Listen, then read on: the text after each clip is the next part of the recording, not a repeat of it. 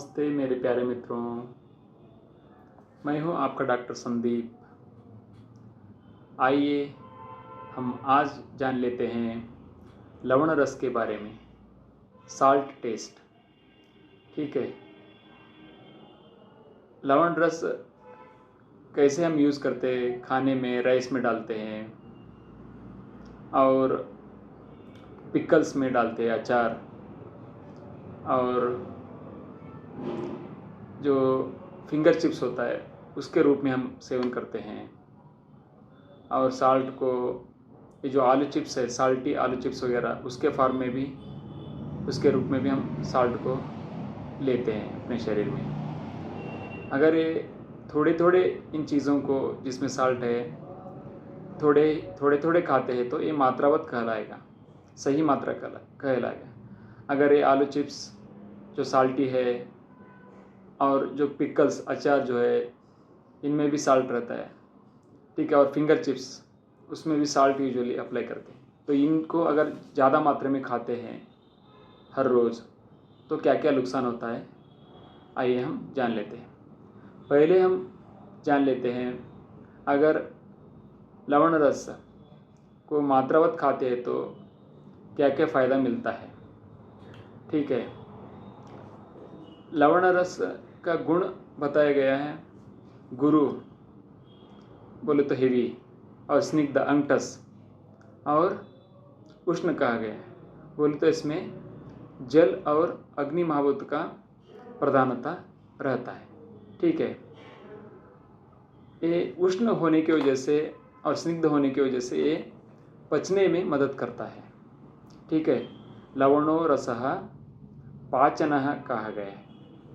ठीक है, ये पचने में मदद करता है। और दीपनः कहा गया है, ये डाइजेस्टिव सिस्टम को एक्टिवेट करता है और पचने में मदद करता है। और ये अन्न का क्लेदन करता है, मॉइस्चनिंग करता है। ठीक है, तो इसोफेगस से आराम से ये स्टमक को खाना जाने में मदद करता है। और ये क्या करता है, और बाकी इसका सरगुण कहा गया है और अधश्रम कहा गया है। इसीलिए ये पेट साफ होने में भी बहुत मदद करता है। ठीक है, और ये सलाइवेशन में भी मदद करता है। आस्यम आश्रावयति कहा गया है, बोले तो मुख में लार बहने के लिए मदद करता है। सलाइवेशन, सलाइवा उत्पत्ति में मदद करता है। ठीक है, और इसको कहा गया है मार्गान विशोधयति। अगर कहीं पे जीआईटी ट्रैक में वगैरह, गैस्ट्रोइंटेस्टिनल ट्रैक में वगैरह ब्लॉकेज वगैरह है तो वो क्लियर करने के लिए मदद करेगा।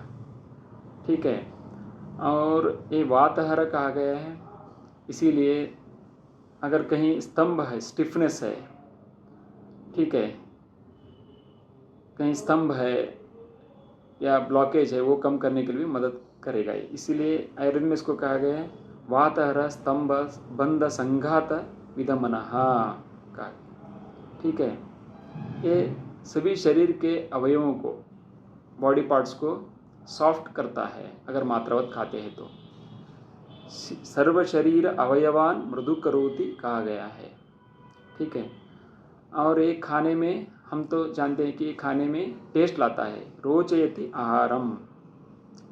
ठीक है, ये सभी लवण रस के फायदे हैं अगर मात्रावत इनको खाते हैं, लवण रस को।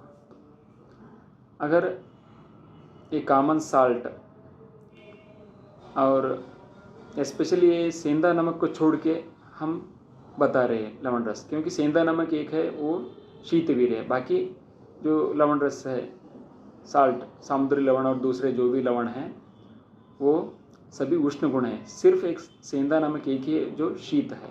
ठीक है, तो सेंधा नमक को छोड़ के हम बाकी लवणों के बारे में, कॉमन साल्ट जो सामुद्रिक लवण है और दूसरे लवण के बारे में हम बात कर रहे हैं। तो इन लवणों को, तो मतलब लवण किस में यूज़ करते हैं? पिकल्स, अचार में, फिंगर चिप्स में, साल्टी जो ये चिप्स है, आलू चिप्स वगैरह, इनको अगर ज़्यादा मात्रा में खाते हैं तो क्या क्या नुकसान होता है आइए हम देख लेते हैं। स एवं गुणों अपि एक एव अत्यर्थम उपयुज्यमानः पित्तम कोपयति कागे। ये उष्ण गुण, स्निग्ध और उष्ण गुण होने की वजह से लवण रस पित्त प्रकोप करेगा, ठीक है।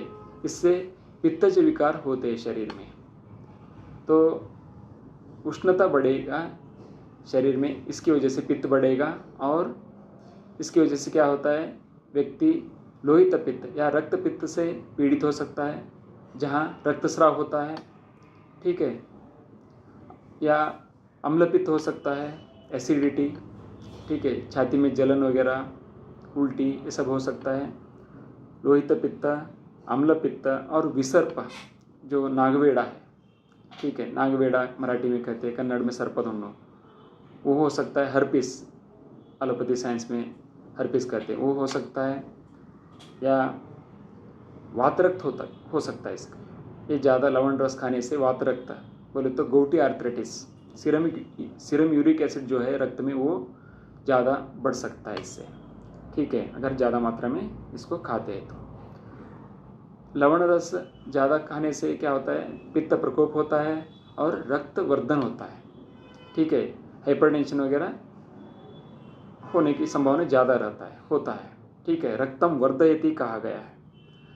और लवण रस ज़्यादा खाने से इसमें उष्ण गुण होने की वजह से प्यास बहुत लगता है, तर्शयति कहा गया है, प्यास बहुत लगता है। मूर्छयति कहा गया, अनकॉन्शियस हो सकता है पित्त बढ़ने की वजह से, ठीक है, मूर्छा आ सकता है, ठीक है, ताप बढ़ सकता है, शरीर का तापयति कहा गया है, बॉडी टेम्परेचर बढ़ सकता है। और जो स्किन डिसीज वगैरह पीड़ित है कोई, तो स्किन डिसीज़ हो सकते हैं इससे, और स्किन डिसीज़ का कंडीशन और वर्स्ट हो सकता है, ठीक है, चर्म रोग का। और ये लवण रस ज़्यादा खाने से विषम वर्धयति कहा गया, ठीक है, बॉडी में विष बढ़ने लगता है, पॉइजन बढ़ने लगता है, और स्वेलिंग हो सकता है, ठीक है, शोफन स्फोटयति कहा गया है। और एक इम्पॉर्टेंट है, लवण रस ज़्यादा खाने से पुंस्त्वम उपहंति कहा गया है, बोले तो इनफर्टिलिटी हो सकता है इससे, इम्पोटेंसी हो सकता है, ठीक है। और लवण रस ज़्यादा खाने से सेंसरी ऑर्गन्स के ऊपर भी बुरा असर हो सकता है। और लवण रस ज़्यादा खाने से ओल्ड एज चेंजेस जल्दी आने लगता है, जैसे आयुर्वेद में कहा गया वली, बोले तो रिंकल्स जल्दी आने लगता है, ओल्ड एज चेंजेस जल्दी आता है। और जो सर के ऊपर बाल है वो सफ़ेद होने लगते हैं, ठीक है, पली कहा गया उसको, पलीता कहा गया है, ठीक है, सर के ऊपर जो बाल है वो जल्दी ही सफ़ेद होने लगते हैं अगर लवण रस ज़्यादा खाते हैं तो। और खालित्य से पीड़ित हो सकते हैं, बाल्डनेस, बोले तो पूरा बाल उड़ के पूरा बाल्ड हेड हो सकता है, ठीक है। तो श्लोका में इसके बारे में कहा गया है, वली पलित खालित्यम आपादयति, ठीक है, लवण रस अगर ज़्यादा खाते हैं तो वली, रिंकल्स जल्दी आ सकता है, पलिता बोले तो सफ़ेद हेयर जल्दी हो सकते हैं, जो केश है वो जल्दी सफ़ेद हो सकते हैं, सर के ऊपर जो बाल है वो। और खालित्य, बाल उड़ के पूरा बाल्डनेस हो सकता है, ठीक है। ये हो गया पूरा डिटेल्स लवण रस के बारे में। और मिलते हैं हम अगली वीडियो में और एक टॉपिक के बारे में हम जान लेते हैं। तब तक के लिए नमस्कार।